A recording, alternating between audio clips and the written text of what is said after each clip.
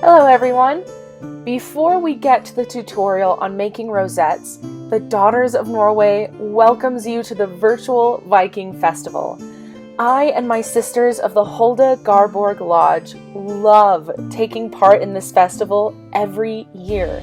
We always have goodies to sell, such as traditional Norwegian home-baked cookies, flower crowns, rose malling, woven goods, and more, all handmade by the Sisters of the Daughters of Norway. During the normal Viking festival, you can find the Daughters of Norway at the end of the Norway Hall building in the Red Room, where refreshments like water and soda can be purchased. Look for this sign. I encourage you to take a look and try some of our delicious cookies, which are high in demand every year. We sell out of our coveted cookies very quickly, so make sure you visit early. If you are interested in learning more about the Daughters of Norway or would like to join us, please visit our website, daughtersofnorway.org. Our lodge is the Hulda Garborg Lodge number 49, and we are located in the Women's Club in Fallbrook. Once a month, we meet together and have cultural programs where you can learn about various Nordic topics like bunads, family heritage, immigrants from Nordic countries, and even about captivating topics like Icelandic horses and the culture that surrounds them. Our meeting is always followed by social time and a delicious Scandinavian food potluck. We also celebrate the holidays together with large dinner celebrations where everyone brings traditional dishes and socializes together. And sometimes we're able to have the Southern California Drama Corps come and perform for us, which is always a treat.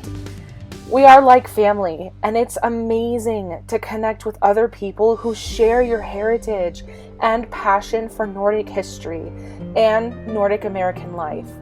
Please visit our website to learn more about us, and I hope I get to see you at our next meeting. Now, let's get to the tutorial for making rosettes.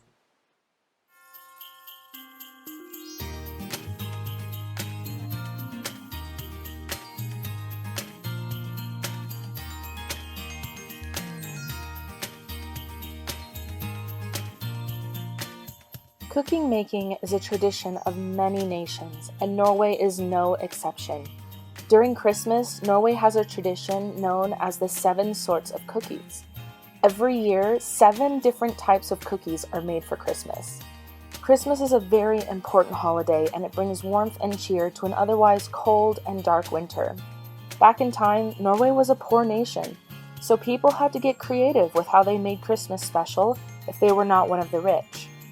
Making cookies with butter and cheap ingredients was a special treat and became an important tradition that is passed down through generations. One of the popular 7 sorts of cookies is rosettes. These cookies are light, crispy, delicate, and hard to make correctly.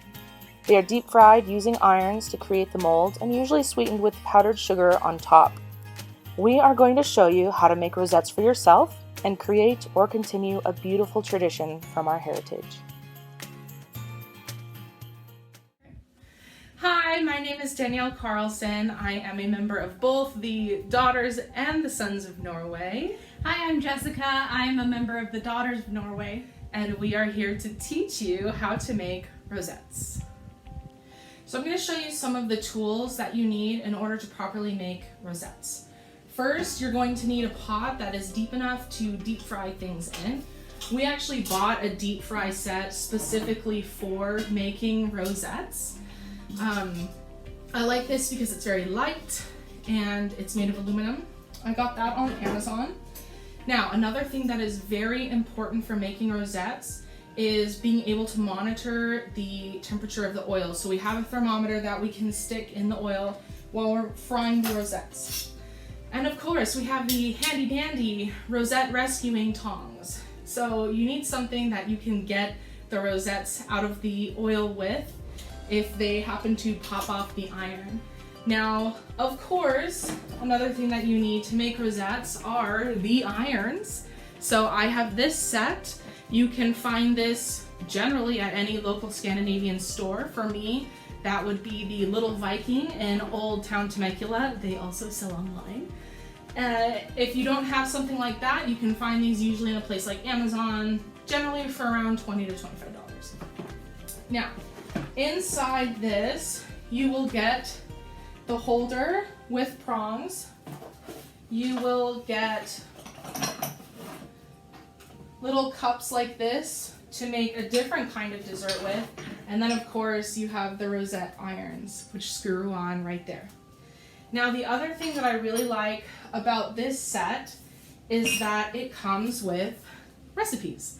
So in order to make this easy for everybody, we're actually going to make the recipe for rosettes out of this. That way you can buy this, follow our video, and make perfect rosettes every time. So we're gonna start working on the recipe now. I already have all of the ingredients laid out here, so you can follow along in that same guidebook. If you don't have it, we're gonna be doing 2 eggs, a teaspoon of sugar, a 1/4 teaspoon of salt, 1 cup of milk, 1 cup of sifted flour, 1 teaspoon of vanilla, and powdered sugar and cinnamon for topping to taste.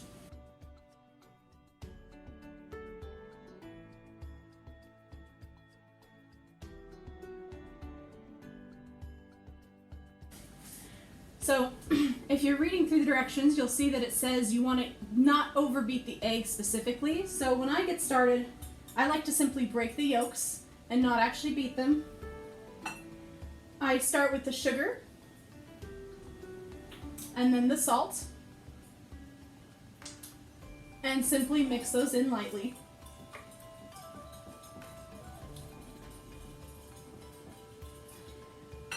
From that point, you're going to be alternating between the milk and the flour. It's important that you start and end with milk because you don't want to overbeat this. The milk helps to make sure it doesn't get too lumpy in between. So start and end with milk.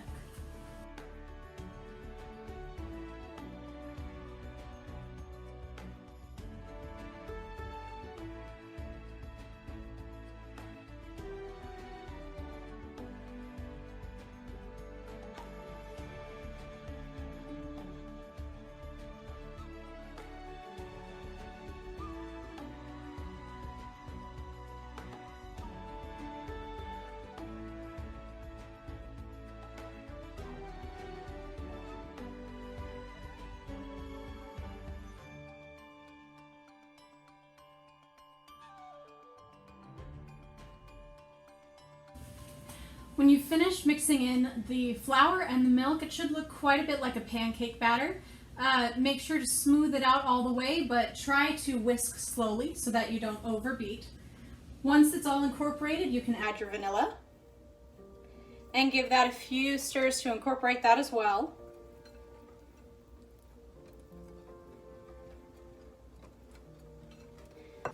Once you're done with your batter, I highly recommend putting it into the refrigerator for up to 2 hours. When it's chilled, the rosettes come out crispier.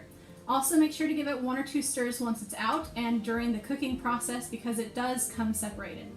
So we've got all of this set up here, ready to cook rosettes. First, I'm going to turn our fire on. I've got our thermometer here. We're going to heat the oil up to 375. So I've got the temperature up to 375. Now, what I didn't show you previously about these prongs is we would suggest that you only use 1. First off, it makes it easy because you can hook it off the side and then that 1 prong holds the whole thing there at the edge.